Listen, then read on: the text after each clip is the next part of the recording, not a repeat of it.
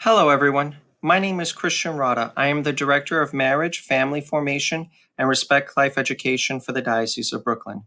And I wish to share with you some thoughts on family meals and how they can be occasions of faith formation in the family life. We've all heard it a million times. Kids and families that eat meals together regularly do better across a range of issues. The Family Dinner Project offers this summary of the scientific research. Over the past 15 years, researchers have confirmed what parents have known for a long time. Sharing a family meal is good for the spirit, the brain, and the health of all family members. Recent studies link regular family dinners with many behaviors that parents pray for: lower rates of substance abuse, teen pregnancy and depression, as well as higher grade point averages and self-esteem.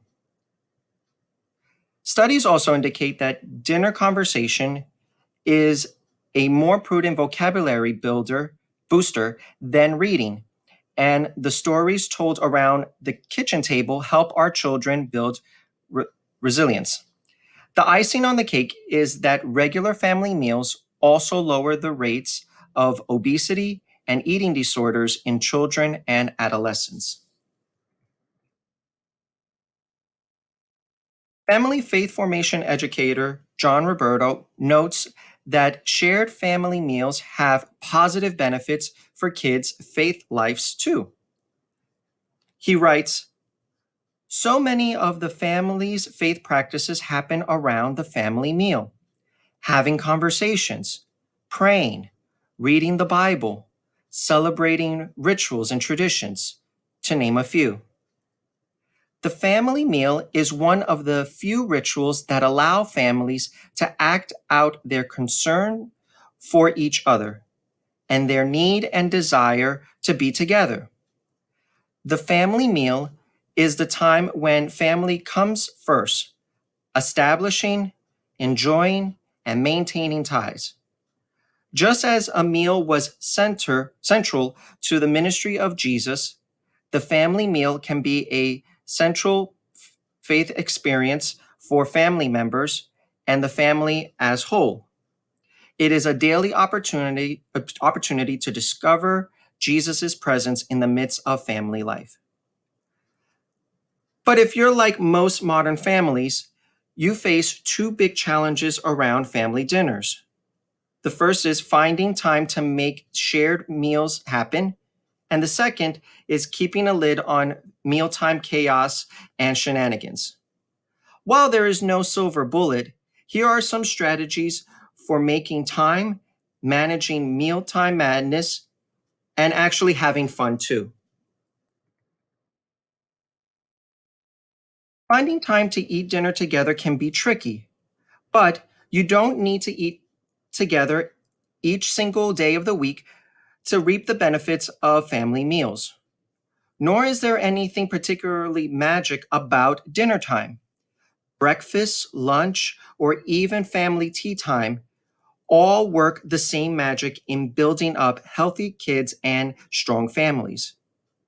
Preparing double portions of meals over the weekend or choosing simple to prepare meals can also help.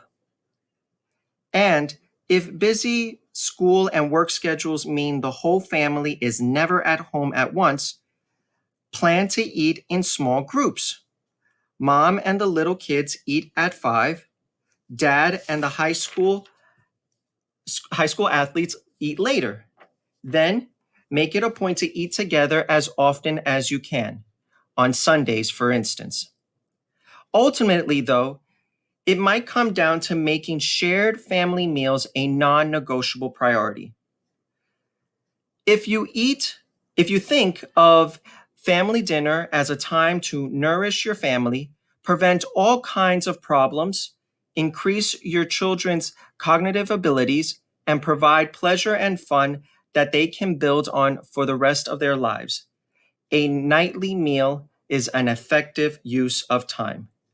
And this is from Annie Fishel from the family dinner project.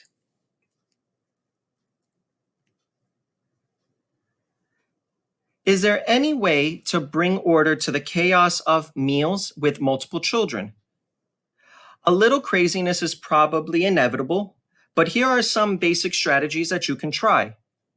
First, begin with prayer, but mix it up the way you pray. You might have an old standby, but occasionally change it up so that mealtime prayers become less routine. You can sing the Alleluia or pray the Johnny Appleseed prayer, or you can find other great time meal prayers developed by the United States Conference of Catholic Bishops and others online. Practice 30 seconds of silence before you pray. If nothing else, it works great to transition children from pre-meal chaos and distractions to a more focused and quiet space. Don't necessarily make dinner your big shared family meal. Everyone is tired and worn out by the end of the day, and doubly true of the little ones who flare up by late afternoon.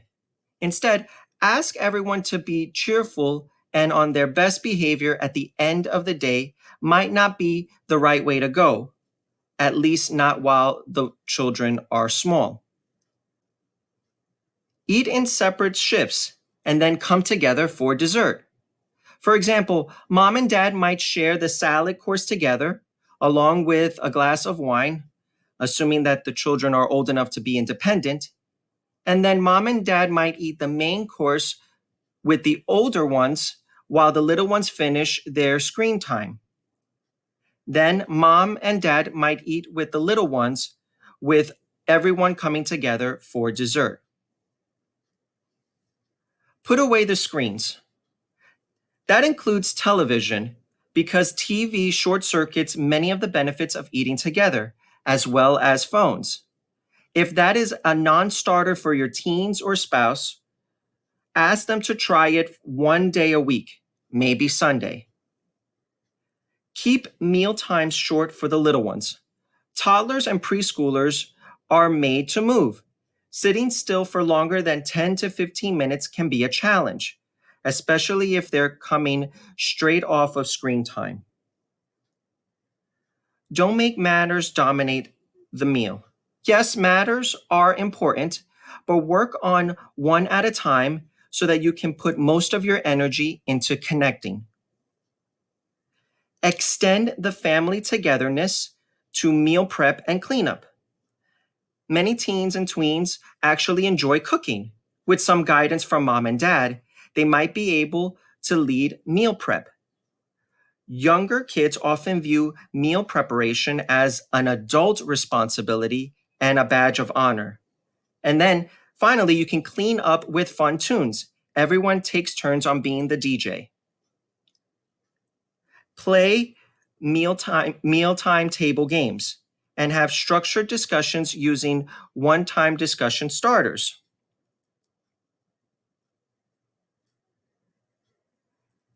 Go easy on picky eaters. The conventional wisdom among experts is that as long as you're presenting healthy eating choices throughout the day, it is best to take a pass on picking fights with picky eaters. Researchers have found that children might need 8 to 15 offerings of new foods before they decide to like that particular food. And then finally, pray at the end of the meal using a short after meal grace to bookend your time together.